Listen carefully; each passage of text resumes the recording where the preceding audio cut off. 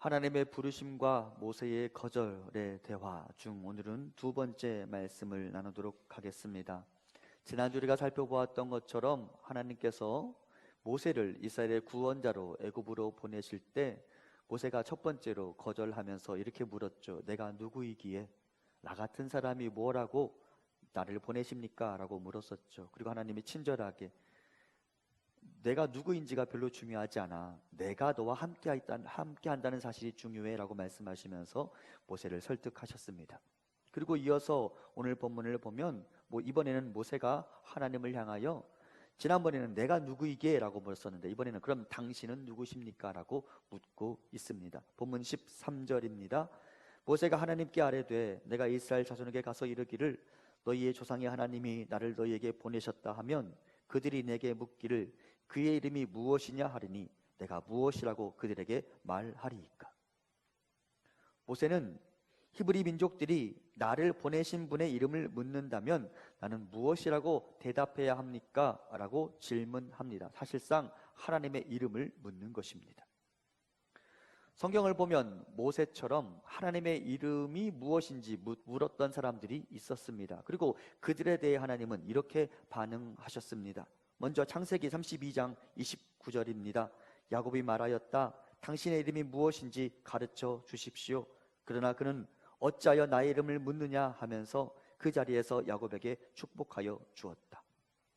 야곱이 하나님께 물었습니다. 당신의 이름은 무엇입니까? 그리고 하나님이 야곱에게 자신의 이름을 계시하셨습니까? 안 하셨습니까? 안 하셨어요. 왜 내 이름을 묻냐 하면서 그냥 떠나셨습니다. 사사기 말씀입니다. 그러나 주님의 천사는 어찌하여 그렇게 자기 이름을 묻느냐고 나무라면서 자기의 이름은 비밀이라고 하였다. 이번에는 삼손의 아버지 마누아라는 사람이 하나님의 이름을 물었습니다. 당신의 이름이 무엇입니까? 그러자 그 하나님이 이렇게 말씀하십니다. 내 이름을 왜 물어? 라고 말하면서 내 이름은 비밀이야 라고 말씀하셨습니다. 내 성적도 아닌데 비밀이라고. 왜 내 이름을 물어? 내 이름은 비밀이야 라고 말씀하셨습니다. 그것뿐만이 아닙니다. 이사야 9장 6절을 보아도 하나님은 자신과 자신의 아들에 대해서 기묘자라는 단어를 사용하는데요, 이 기묘자라는 말 또한 원어상으로는 비밀이라는 말입니다. 그러니까 내 이름은 기묘자야 라고 말씀하시면 자기 이름을 기묘자라고 계시하신 게 아니라 내 이름 말이야 비밀이야 라고 말씀하신 것입니다. 저는 이 본문을 보면서 우선은 하나님께서 모세에게 자신의 이름을 계시하신 이 사건보다 왜 하나님은 모세 이외의 사람들에게는 자신의 이름을 가르쳐주지 않으셨던 것일까라는 부분에 대해서 말씀을 나눌 필요를 느끼게 되었습니다. 그분의 이름이 사람들에게 비밀로 붙여진 이유가 무엇일까요? 다음에 본문을 보겠습니다. 신명기 5장 11절입니다. 너는 내 하나님 여호와의 이름을 망령되이 일컫지 말라. 나 여호와는 내 이름을 망령되이 일컫는 자를 죄 없는 줄로 인정하지 아니하리라. 내 이름을 더럽히지 말라라는 거예요, 사실상. 그러면 하나님이 말씀하시는 내 이름을 더럽히지 말라라는 말씀은 어떤 의미를 갖는가? 레위기 19장 12절입니다. 너희는 내 이름으로 거짓 맹세함으로 내 하나님의 이름을 욕되게 하지 말라. 나는 여호와이니라. 사람들이 거짓 맹세함으로 하나님의 이름을 더럽힐 소지가 있었기에 하나님은 아예 자신의 이름을 가르쳐주지 않았던 것입니다. 무슨 말이냐? 당대 근동의 사람들이 누군가와 계약을 맺을 때 그 사람에게 내가 하는 말이 진정성이 있다는 사실을 가르쳐주기 위해 자신들이 섬기는 신의 이름을 그 맹세와 그 언약에 개입시켰습니다. 예를 들면 내가 바알 신의 이름으로 너에게 언약한다. 내가 태양신 라의 이름으로 너와 계약한다. 내 말을 믿어다오. 내가 만일 이것을 어기면 바알에게 벌을 받을 것이고 내가 만일 이 언약을 어기면 태양신 라의 벌을 받을 것이다 라고 말했습니다. 그리고 만일 히브리 민족 이스라엘 사람들도 하나님의 이름이 무엇인지를 알게 되면 자신이 다른 사람과 계약을 맺어서 다른 사람에게서 내가 원하는 것을 얻어내기 위하여 자신의 언약과 맹세에 하나님의 이름을 개입시킬 소지가 있었습니다. 그들이 이렇게 했겠죠. 자신이 거래하는 대상과 이야기 나누면서 자신이 원하는 바를 얻기 위해 내가 하나님의 이름을 걸고 맹세한다라고 했겠죠. 하지만 하나님은 그들이 하나님을 향한 존경과 하나님을 향한 사랑이나 또는 언약과 맹세를 지킬 의지와 능력도 없는데도 단순하게 자신의 목적을 이루기 위하여 자신의 언약과 맹세에 하나님의 이름을 가지고 들어오는 것을 허락하실 수가 없었습니다. 만일 그것이 어겨지면 누구의 이름이 더럽혀지는 거예요? 하나님의 이름이 더럽혀지는 거잖아요. 그래서 하나님은 자신의 사람들에게 하나님의 이름을 가르쳐주지 않으셨습니다. 하나님을 향한 신뢰, 하나님을 향한 친밀한 교제, 하나님과의 두터운 사랑과 관계는 없이 그저 하나님을 이용하려 자신의 언약에 하나님의 이름을 가지고 들어오는 사람들, 그들의 맹세, 그리고 그들이 그 약속을 태연하게 깨뜨려가는 그런 과정들을 하나님은 보실 수가 없으셨습니다. 하나님의 이름이 인간들에 의해 남용되고 그 이름의 거룩성이 훼손되는 것을 하나님은 절대 보실 수 없었습니다. 그분의 이름이 거룩하기 때문입니다. 그러면 이것을 지금의 우리에게 어떻게 적용해야 할까요? 여러분 주변의 사람들은 여러분이 교회 다니는 거 아시나요? 아시죠? 네, 여러분 주변의 사람들이 여러분이 교회 다니는 거 압니다. 이 지역의 사람들이 제가 목사인 거를 이제 제법 알아요. 그런데 여러분, 목사인 제가 어느 가게 가서 이거 너무 비싸다고 떼쓰면서 1,000원 깎고 500원 깎으려고 화를 내고 왜 안 깎아주냐고 이러면 당신 여기서 장사할 수 있을 줄 알아? 우리 성도님들 다 데려다가 이 가게 못 들어가게 할 거야 라고 제가 말한다고 생각해 보십시오. 어떨까요? 우리 주변의 사람들은 우리의 언행을 보고 하나님을 판단하게 되어 있습니다. 사람들이 그렇게 말하겠죠. 야, 목사가 저런데 목사가 믿는 하나님은 어떤 분이겠느냐라고 말하지 않겠어요? 여러분이 여러분 바깥으로 나아가 이 우리 공간 안에서 살아갈 때 여러분이 어떻게 하느냐에 따라 하나님의 이름이 평가를 받게 되어 있습니다. 그러면 여러분은 여러분의 삶으로 하나님이 어떤 분인지 우리 주변의 사람들이 하나님을 높이도록 만드는 삶을 살고 있습니까? 아니면 우리 주변의 사람들이 나를 보면서 쯧쯧 혀를 차고 저 사람이 믿는 하나님이라면 난 절대 믿지 않겠다고 말할 만한 삶을 살고 있습니까? 어떻습니까? 우리 자신을 돌아보게 만드는 것이죠. 그러면서 저는 몹시 두려워요. 여러분, 목사처럼 하나님의 이름을 많이 거론하는 사람이 어디 있겠어요? 그렇죠? 제 설교 원고에 하나님이 얼마나 많이 등장해요. 우리 성도님과 대화할 때도 맨날 하나님을 이야기하죠. 그런데 매일매일 하나님을 거론하는 제가 하나님의 이름을 욕되게 할까 심히 두려운 것이죠.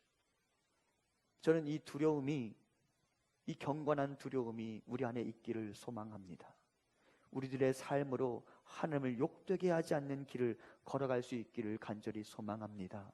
도리어 우리들의 삶으로 우리 주변의 사람들이 저 사람이 믿는 하나님이라면 나도 한번 믿어보겠다고 말할 만한 주변에 우리의 믿음에 대하여 칭찬을 들을 수 있는 우리가 될 수 있기를 간절히 소망합니다. 우리 때문에 하나님의 이름이 더럽혀지지 않았으면 좋겠어요. 한편 모세 입장에서 가만히 생각해 보았습니다. 이미 모세는 아브라함의 하나님, 이삭의 하나님, 야곱의 하나님이라고 자신을 계시하시는 하나님의 부르심을 받고 있습니다. 그러니까 모세 입장에서는 지금 자신 앞에 계신 분이 아브라함의 하나님, 이삭의 하나님, 야곱의 하나님이라는 사실을 알고 있습니다. 그럼에도 불구하고 모세는 다시 하나님의 이름을 묻고 있습니다. 왜 그럴까? 다음의 구절은 여호수아가 가나안에 도착해서 정복 과정을 거치고 있는 히브리 민족들에게 전한 고별 설교 내용 중 한 구절입니다. 여호수아 24장 14절 같이 봉독합니다. 그러므로 이제는 여호와를 경외하며 온전함과 진실함으로 그를 섬기라. 너희의 조상들이 강 저쪽과 애굽에서 섬기던 신들을 치워버리고 여호와만 섬기라. 아멘. 여러분, 애굽에 있는 히브리인들, 애굽에 있는 이스라엘 사람들, 야곱의 후손들이 애굽 땅의 신들을 섬겼어요? 안 섬겼어요? 애굽에 있는 히브리인들이 여호와 하나님을 향한 믿음을 430년간 잘 간직했을까요? 아니면 애굽의 신들을 부지런히 섬겼을까요? 1번이에요? 2번이에요? 2번이라는 말이에요. 다시 보세요. 그 본문 다시 한번 보여주실래요? 너희의 조상들이 강 저쪽과 애굽에서 섬기던 신들을 치워버리고, 그렇죠? 그러니까 이 히브리인들이 애굽에서 애굽 신을 섬겨 왔어요. 그 애굽의 신들은 한결같이 어떤 신이냐면 한 지역의 신이고, 한 동물의 신이고, 한 곤충의 신이고, 한 강의 신이에요. 나일강의 신, 파리의 신, 메뚜기의 신, 흑암의 신, 태양의 신. 지금 히브리 민족들이 그런 신을 섬겨오고 있었습니다. 그런데 여러분, 지금 모세는 내가 나의 동족들에게 가서 하나님이 어떤 분인지를 소개하고 싶은데 그들의 머릿속에는 나일강의 신, 파리의 신, 메뚜기의 신, 태양의 신 등이라는 이미지가 담겨져 있는데, 만일 그들이 나를 보낸 분이 누구냐고 묻는다면 나는 무엇의 신이라고 당신에 대해서 내 동족들에게 소개할 수 있을까요? 라고 질문하고 있는 것입니다. 이해되십니까? 도대체 당신은 무엇을 주관할 수 있는 신입니까? 당신은 산의 신입니까? 바다의 신입니까? 당신은 목축업의 신입니까? 농경의 신입니까? 라고 묻고 있는 것입니다. 우선은 여러분, 저는 이 질문에 대한 답은 조금 뒤로 미루고 모세처럼 질문할 수 있는 믿음이 우리에게 필요하다고 생각합니다. 하나님이 어떤 분인지에 대해서 너무도 희미한 믿음을 계속해서 가지고 있으면 우리의 믿음이 견고해질 수가 없어요. 그리고 작은 시련과 시험에 쉽게 흔들릴 수밖에 없어요. 그래서 믿음 생활에 있어서 중요한 것은 무엇이든지 그냥 뚝딱 하나님이 말씀하시면 네 라고 대답할 수 있는 것도 중요하지만, 말씀하시는 하나님의 의도는 무엇일까? 도대체 하나님은 어떤 성품을 가지고 계시는 것일까에 대해서 부지런히 물을 수 있는 믿음이 우리에게 필요하다고 생각합니다. 부지런히 하나님에 대해서 알아가는 과정이 필요하다는 말입니다. 사랑하는 성도 여러분, 도대체 하나님은 어떤 분이십니까에 대해서 우리가 물을 수 있으면 좋겠습니다. 그러면 하나님은 말씀을 통해, 예배를 통해, 기도를 통해, 성도와의 대화를 통해, 때로는 자연 환경의 변화를 통해, 때로는 내 삶에 일어나는 환경의 변화를 통해 그분이 자기 자신을 계시하여 주실 것입니다. 저는 이 시간 여러분에게 선포합니다. 하나님이 여러분의 삶 속에 하나님 스스로가 어떤 분인지를 계시하시는 그 은혜의 기회들을 만나는 우리가 되기를 소망합니다. 하나님이 나의 가정에서, 하나님이 성도와의 교제에서, 하나님이 나의 직장에서 하나님이 어떤 분인지를 드러내는 순간들을 맛볼 수 있는 우리가 되기를 소망합니다. 그럼 우리의 믿음은 더욱더 견고해질 거예요. 모세는 지금 그렇게 묻고 있어요. 도대체 나를 보내는 분이 누구냐고 저들이 질문한다면 나는 무엇이라고 대답할까요? 그래서 저는 이 질문 자체가 부정적이라고 생각하지 않습니다. 그렇게 물어야 하는 것입니다. 그리고 이제 하나님은 그렇게 질문하는 모세에게 답을 해 주십니다. 14절입니다. 하나님이 모세에게 이르시되 나는 스스로 있는 자이니라. 또 이르시되 너는 이스라엘 자손에게 이같이 이르기를 스스로 있는 자가 나를 너희에게 보내셨다 하라. 히브리어로 나는 스스로 있는 자이니라, 이 말이 에흐예 아슈에르 에흐예라는 구문으로서 여기에서 여호와 혹은 야훼라는 그분의 이름이 유래되었습니다. 근데 사실은 성경 구절 중 가장 해석하기 어려운 구절이 바로 이 구절이라고 볼 수 있고, 많은 사람들이 여전히 이 구절에 의미하는 바가 무엇인지에 대해서 연구하고 논쟁을 벌이고 있습니다. 그 부분을 제가 이해하고 제가 준비한 바에 따라 여러분과 함께 나누도록 하겠습니다. 먼저 이 구절을 영어로 번역한다면 I am who I am 혹은 I cause to be because I cause to be 라고 해석할 수 있으며, 이것을 우리말로 해석하면 나는 항상 현재 스스로 존재하는 자이다, 혹은 나는 존재하게 하는 자이다 라는 의미를 갖습니다. 무슨 말이냐? 나는 모든 것들을 존재하게 하는 창조의 근원이다 라는 말입니다. 나는 누군가에 의해 만들어진 적도 없으며 나는 존재하지 않았던 적도 없다. 도리어 나는 모든 것을 만드는 자이다 라는 의미를 가지며, 그래서 누군가가 나에게 이름을 붙여준 적도 없다. 나는 이름을 짓는 자이다. 나는 이름을 부여하는 자이다 라는 의미를 갖습니다. 그리고 그렇게 스스로 존재하시며 모든 것을 창조하시는 분이시기에, 그분은 모든 것의 근원이시기에 그분에게는 부족함이 없다라는 의미가 있습니다. 자, 이해되셨습니까? 다시 한 번만 제가 간단하게 정리할게요. 나는 나다. 나는 모든 것을 존재하게 하는 자다. 그러면 여러분, 그분이 없었던 때가 없는 거예요. 그분은 언제나 계셨어요. 그리고 여러분, 그분은 모든 것을 가능하게 만드는, 모든 것을 존재하게 만드는 분이시기에 그분에게는 부족함이 없어요. 모든 것이 다 그분에게서 나왔어요. 그래서 그분은 모든 것에 풍요로운 분이시며 모든 사람들의 모든 피조물의 필요를 채우기에 넉넉하신 분이십니다. 누군가가 그분을 도와줄 필요가 없고요, 누군가가 그분의 부족함을 메꾸어 줄 필요가 없어요. 그분이 모든 것을 다 가지고 계시기 때문에. 그리고 여러분, 누군가가 이름을 짓는다라는 말은, 우리 부모님이 내 이름을 짓고 내 손주가 내 이름을 지었잖아요. 그렇죠? 그렇다면 하나님의 이름은 누가 지었을까요? 어느 누구도 하나님의 이름을 지을 수가 없는 거예요. 그분이 먼저 계셨으니까. 이해되십니까? 그분은 누군가에게 이름이 붙여지는 자가 아니라 도리어 모든 존재에게 이름을 부여하시는 분이십니다. 이름을 수여하시는 분이십니다. 나는 나다. 나는 항상 존재하는 자이고 나는 모든 것을 가능하게 하는 자이다. 나는 모든 것의 근원이다. 나는 모든 것에 부족함이 없다라고 하나님 지금 선포하십니다. 그분은 모든 것의 근원이시며 시간과 장소를 불문하고 모든 사람들 앞에서 언제나 현재형일 수 있는 분이십니다. 한국에서 나의 현재의 하나님이실 뿐만 아니라 캄보디아 깜뽕수프 니모더자 교회의 현재의 하나님이시며, 그분은 모든 지역에서 모든 사람들에게 현재형으로 나타나시고 통치하시고 역사하실 수 있는 분이십니다. 여러분, 한국과 캄보디아 사이가 5시간인가? 상이야? 4시간인가? 알았어. 잘 모르겠대요. 5시간인가 4시간인가 차이가 날 수 있어요.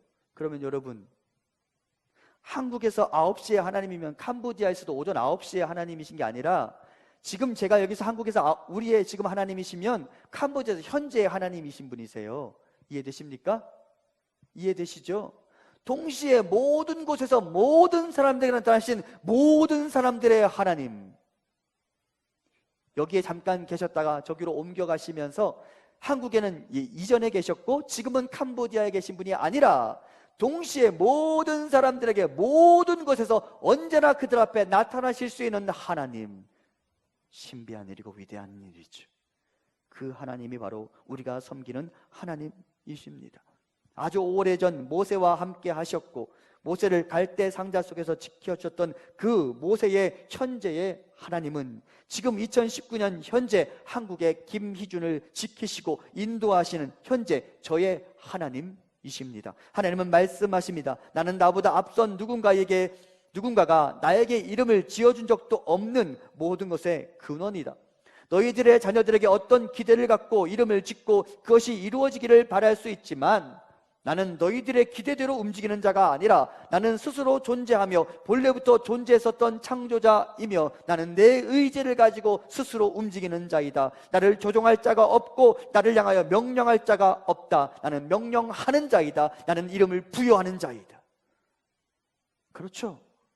우리가 그분에게 이름을 부여하고 그분에게 사명을 줄 수가 없어요. 그분이 우리에게 사명을 주시는 것이죠. 그분이 우리에게 미션을 주시는 것이죠. 근데 사람들이 이것을 몰라요. 그리고 하나님을 조종하려 들어요.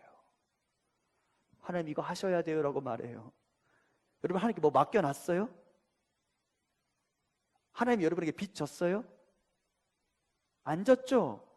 근데 우리가 너무 당당하게 이거 내놓으라고 말해요. 하나님에게 사명을 주지 마세요. 하나님 우리에게 명령하시는 분이세요. 하나님 우리에게 미션을 주시는 분이세요. 우리는 그분의 피조물인 것이죠.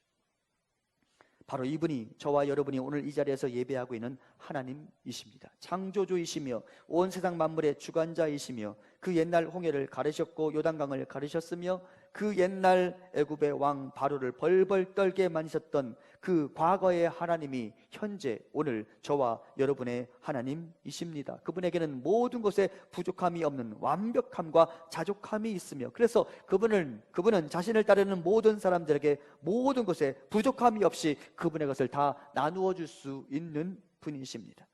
주는 또 주고 주어도 그분에게는 부족함이 없는 분이십니다. 그래서 그 옛날 다윗은 이렇게 고백했었습니다. 우리 함께 시편 23편 1절과 2절 같이 봉독합니다. 여호와는 나의 목자시니 내게 부족함이 없으리로다. 그가 나를 푸른 풀밭에 누이시며 쉴 만한 물가로 인도하시는도다. 아멘. 그리고 그 하나님은 스스로 존재하시며 모든 것에 창조주이시며 모든 것에 부족함이 없으신 그 야훼 여호와 하나님, 그분이세요. 그분이 바로. 그리고 그 하나님이 지금 모세에게 말씀하십니다. 내가 너와 함께 있겠다고. 지난주 본문이죠. 하나님이 이르시되 내가 반드시 너와 함께 있으리라. 이것이 하나님의 부르심에 저항하던 모세가 마음을 돌이킬 수 있었던 이유가 아니겠습니까? 저와 여러분이 믿고 따르는 우리의 신 여호와가 이런 분이십니다. 사람의 손으로 만들어진 돌 조각과 나무 조각상이 아닌 스스로 존재하시는 그분이 바로 우리의 여호와이십니다. 그래서 우리는 우리의 믿음에 자부심을 가져도 됩니다. 복음을 자랑스러워하십시오. 복음은 좋은 것입니다. 복음은 자랑스러운 것입니다. 한편 이 구절은 다시 이렇게 해석될 수 있습니다. 나는 내가 보는 대로 바로 나다. 내 앞에 있는 나, 아브라함과 이삭의 하나님이지만 지금은 바로 내 앞에 있는 존재가 바로 나다. 즉 모세에게 계시된 하나님은 지금 여기 모세 옆에 내려와 계신 분이십니다. 기독교가 위대한 것은 모든 만물의 근원이신 분이 말 구유에 누이셨기 때문이며, 기독교가 위대한 것은 창조주가 피조물이 되셨기 때문이며, 기독교가 위대한 것은 창조주가 피조물을 위해 십자가에 매달리셨기 때문입니다. 나는 여호와 하나님이다. 나는 신들 중에 신이면서도 이 세상을 초월하여 나의 능력을 자랑하지만 실제로는 사람의 삶에는 관여하지 않는 자가 아니라 전능자의 힘으로 나의 백성들을 돕고 구원하는 자이다. 이제 내가 나의 일을 시작하고 나의 일을 완성할 것이다. 어디에서? 바로 내 앞에서. 여러분 지금 그것을 말씀하고 계시는 거예요. 나는 나다 라고 말씀하시면서 모세야 지금 내 앞에 있잖아. 너를 보내어서 너에게 미션을 주고 너의 동족들을 구원하고 오라고 말하는 하나님이 누군지 묻고 있는데 바로 내 앞에 있잖아. 천지의 창조주여서 멀리서 이 사람들을 관찰하느라, 멀리서 이 사람들을 관찰하면서 이 세상 사람들에게 간접적인 영향력만 주는 자가 아니라 바로 내 앞에 있잖아. 내가 너와 너의 동족들을 구원할 거야. 바로 내 옆에서. 그래서 여러분 복음이 위대한 거예요. 바로 내 앞에 그분이 계시기 때문에. 초월자이신 여호와의 또 다른 이름이 성도들의 신랑, 친구, 아버지가 아닙니까? 내려와서 우리와 함께 하시는 분이 바로 우리의 여호와이십니다. 하나님이 말씀하십니다. 너와 함께 그곳에 있을 하나님이 바로 나다. 이 사실을 믿으라. 내가 어디에 있든지 상관없이 그곳에 너와 함께 있을 하나님이 바로 나다. 에흐예, 아쉐르 에흐예. 여기서 우리는 임마누엘 하나님을 만나게 됩니다. 죽음과 학대와 어둠의 땅 애굽에서 신음하던 이스라엘 자손들이 가장 듣고 싶어하던 복음, 들어야만 했던 좋은 소식, 즉 너희가 어느 곳에 어느 환경에 있다 하더라도 홀로 있는 것이 아니다. 바로 내가 너와 함께 있을 것이다. 하나님은 지금 모세에게 바로 그 말씀을 선포하셨습니다. 지금 여기 내려와 계신 우리의 신 여호와는 모든 사람들의 모든 문제에 대한 유일한 해답이 되시는 분이십니다.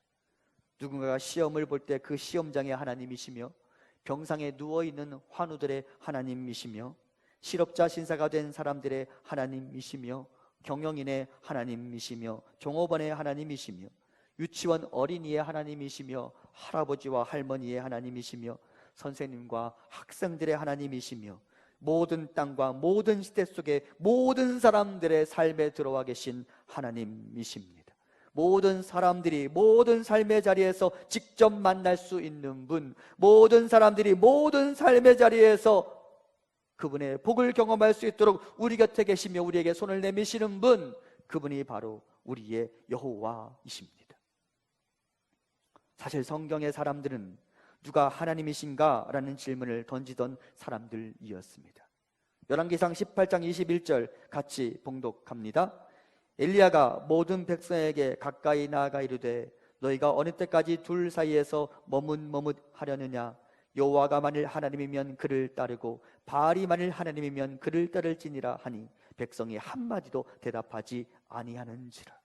엘리야 앞에 있던 이스라엘 백성들이 지금 갈등하고 있어요. 바알이 하나님인가 여호와가 하나님인가? 그러니까 누가 하나님인지를 찾고 있는 거예요. 이해되십니까? 열왕기하 1장 3절 제가 봉독합니다. 여호와의 사자가 디셉 사람 엘리야에게 이르되 너는 일어나 올라가서 사마리아 왕의 사자를 만나 그에게 이르기를 이스라엘에 하나님이 없어서 너희가 에그론의 신 바알세붑에게 물으러 가느냐. 북이스라엘의 임금이 이스라엘에 하나님이 없다고 생각하고 에그론의 신 바알세붑을 하나님이라고 생각하고 에그론의 신 바알세붑에게 자신의 병이 나을 수 있는 비결을 물으러 가고 있고, 그것에서 엘리야가 지금 책망하고 있는 거예요. 이스라엘에 하나님이 없더냐?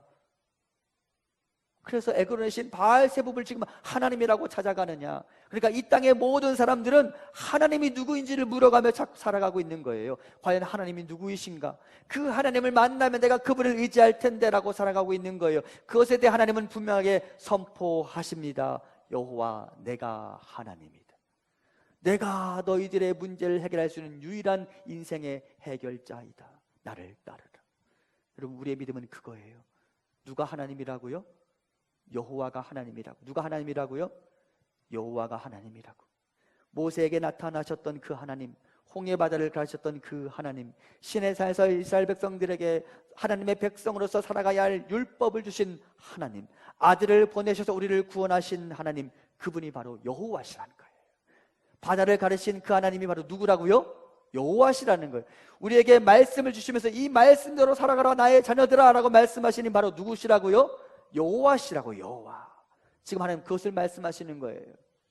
너희들의 인생이 의지할 이 땅의 유일한 존재 바로 나다. 에흐예 아쉐르 에흐예. 여호와가 하나님이란다. 이 믿음을 떠나지 말아야 한단다. 내가 너희 곁에 내려가서 내가 너희를 구원할 거야. 그러므로 나를 향한 이 믿음을 결코 버리지 말아야 한단다. 여호와가 하나님임을 깨달아야 한단다. 그리고 하나님인 척하는, 하나님임을 스스로 주장하는 모든 신들을 너희에게서 제거해야 한단다. 스스로 하나님임을 주장하는 온갖 신들이 있었지만 그것들이 너희를 구원하더냐? 그럴 수 없지 않더냐? 바알이 하나님일 수 있더냐? 너희들의 마음속에 고이 모셔놓은 아데미가 하나님이더냐? 너희들의 마음속에 고이 모셔놓은 아프로디테가 하나님이더냐? 라헬이 몰래 숨겨놓았던, 엉덩이 아래 숨겨놓았던 그 트라빔이 너희를 구원할 수 있더냐? 그렇지 않지 않았느냐? 그 어떤 것도 하나님이 될 수 없단다. 오직 여호와 나만이 너희의 하나님이 될 수 있단다. 그러므로 너희는 오늘 섬길 자를 바로 선택하라. 내가 곧 너희의 하나님이 될 것이다. 우리 함께 다시 여호수아 24장 14절 같이 봉독합니다. 그러므로 이제는 여호와를 경외하며 온전함과 진실함으로 그를 섬기라. 너희 조상들이 강 저쪽과 애굽에서 섬기던 신들을 치워버리고 여호와만 섬기라. 아멘. 지금 모세 앞에 계신 분이 이것을 말씀하시는 거예요. 얘들아, 다른 하나님은 없어. 다른 구원자는 없어. 모세, 지금 내 앞에 있는 나만이 너희의 하나님이 될 수 있어. 나 여호와 내가 너희의 하나님이야 라고 말씀하십니다. 그러므로 사랑하는 성도 여러분, 내가 내 마음속에 모셔놓은 그 어떤 것도 나에게 하나님이 될 수 없음을 인정하시기 바랍니다. 이 땅에 말하는 사랑이 나를 구원하여 주지 못하며 이 땅에 말하는 아데미와 같은 만몬, 돈이 나를 구원하여 주지 못하며 이 땅의 사람들이 말하는 사람과 사람 사이의 인맥과 관계가 나를 구원할 수 없습니다.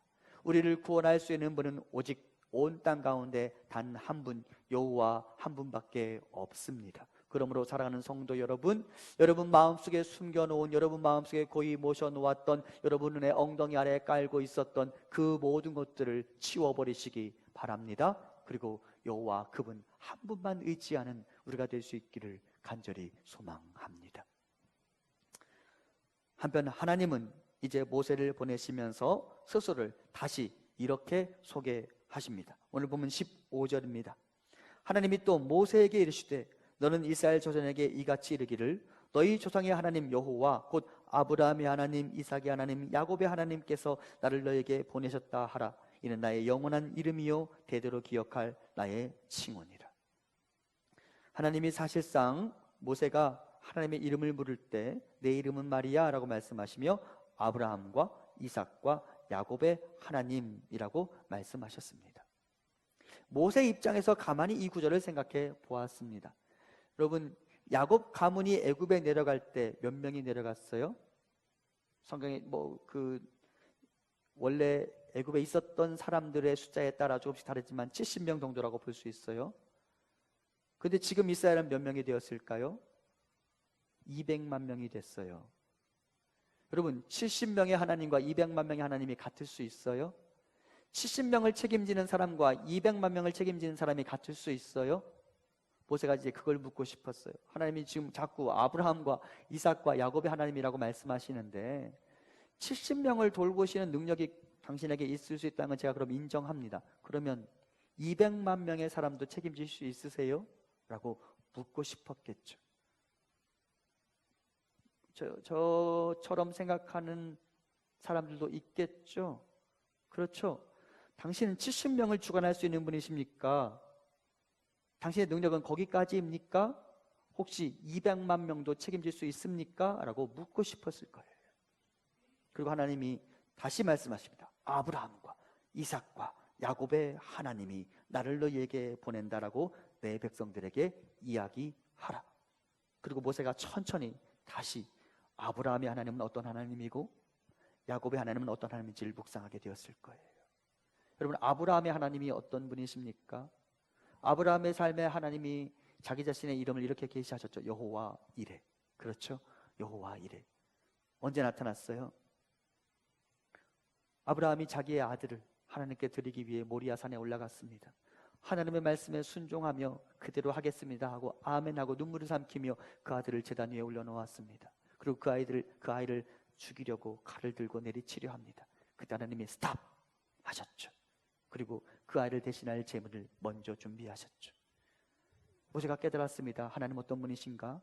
하나님 말씀에 순종하는 자에게 반드시 피할 길을 주시며 하나님의 말씀에 순종하면 주께서는 우리의 필요를 먼저 준비하시고 채우시는 분이시구나. 아멘. 모세가 야곱의 하나님을 묵상했습니다. 야곱이 아버지와 형을 피해서 아버지의 집을 떠나 삼촌 라반의 집으로 가다가 베델이라는 곳에 이릅니다.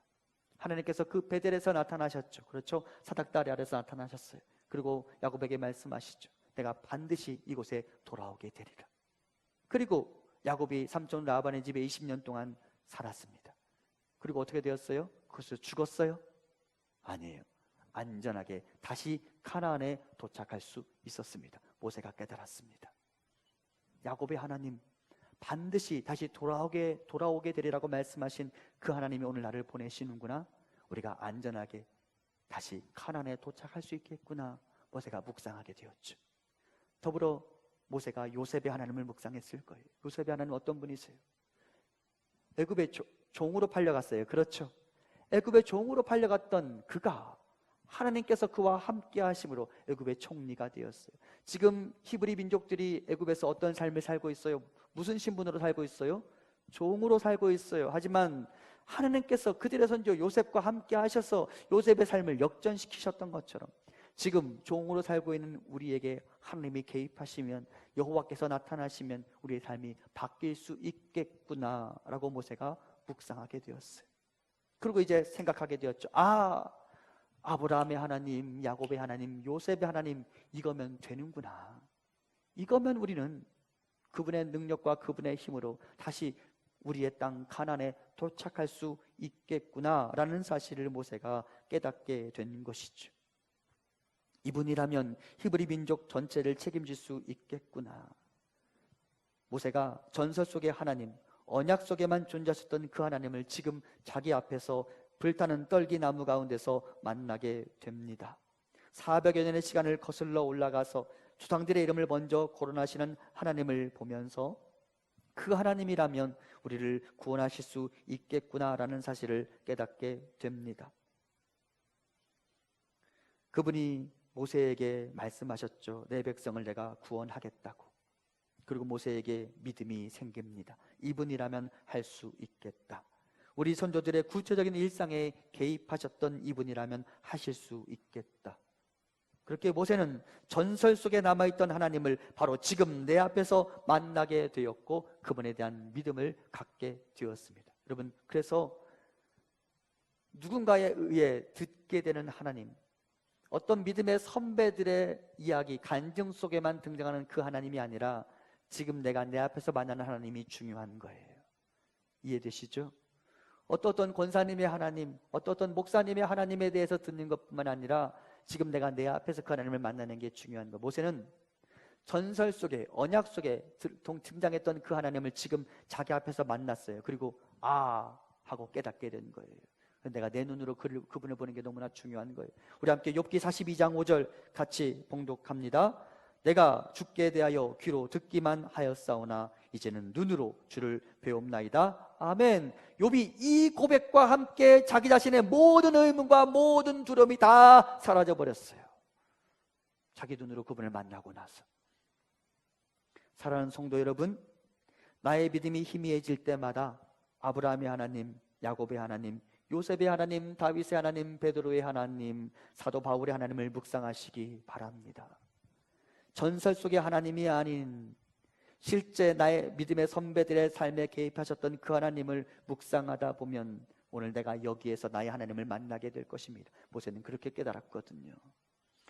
문제가 생길 때 문제만 묵상하는 것은 해결책이 아닙니다. 그리스도인들은 문제가 생길 때 문제 너머에 계신 여호와를 묵상하는 자들입니다. 어떻게 하면 우리가 신앙의 경주를 잘 완주할 수 있을까요?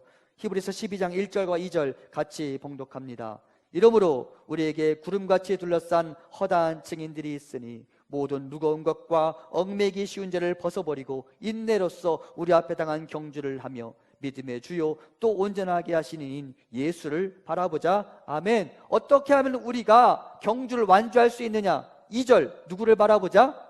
예수를 바라보자. 나의 무거운 짐과 내 앞에 출렁이는 파도와 바람을 묵상하지 말고 내 앞에 계신 예수를 바라보자. 그러면 산다. 그러면 이 경주를 완주할 수 있다라고 지금 말씀하시는 것입니다. 그분을 묵상하다 보면 그분의 능력이 묵상되고 그분의 나를 향한 사랑이 묵상되고 그분이 바로 지금 내 앞에 계시다는 것을 묵상하게 될 것입니다. 그거면 됩니다. 그러면 나는 절대 패배하지 아니라는 확신을 가지고 애굽 왕 바로 앞에 서게 될 것이며 그러면 나는 절대 패배하지 아니라는 확신을 가지고 홍해 바다 앞에 멈추어 서서 바다가 갈라지는 것을 보게 될 것입니다. 그러므로 사랑하는 성도 여러분, 내 앞에 계신 하나님을 묵상하시기 바랍니다. 문제를 묵상하지 마세요. 문제를 어떻게 돌파해야 될지 그 방법을 찾을 수는 있어요. 하지만 자꾸 문제를 묵상하고 내 앞에 모셔두고 살아가지 마세요. 그럼 낙심만 할 뿐이에요. 문제 대신 여호와 하나님을 묵상하십시오. 하나님은 아브라함에게 이런 일들을 이루셨지, 하나님은 다윗에게 이런 일들을 이루셨지, 하나님은 베드로에게 이런 일들을 이루셨지, 그 하나님이 내 하나님이지 라고 묵상하게 되면 지금 오늘 본문의 모세처럼 애굽 왕 바로 앞에 서게 될 용기를 갖게 될 것입니다. 사랑하는 성도 여러분, 오늘 하나님이 우리에게 말씀하십니다. 내가 누군지 너희가 알아야 한다고. 그분은 언제나 모든 사람들 바로 앞에 계시는 분이시며, 그런데 그분이 내 앞에 있는 여느 사람들처럼 연약하고 힘이 없는 자가 아니라 온 세상 모든 만물의 창조주이시며 온 세상을 주관하는 자이시며 모든 것에 부족함이 없는 분이라고 말씀하십니다. 사랑하는 성도 여러분, 그분이 바로 저와 여러분의 하나님이십니다. 아멘. 그 하나님 잘 믿어보십시오. 그 하나님을 향하여 신앙을 바르게 고백해 보십시오. 그 하나님을 향하여 나에게는 여호와 하나님밖에 없습니다라고 선포해 보십시오. 그분의 힘이 나의 힘이 되는 은혜를 경험하게 될 것입니다.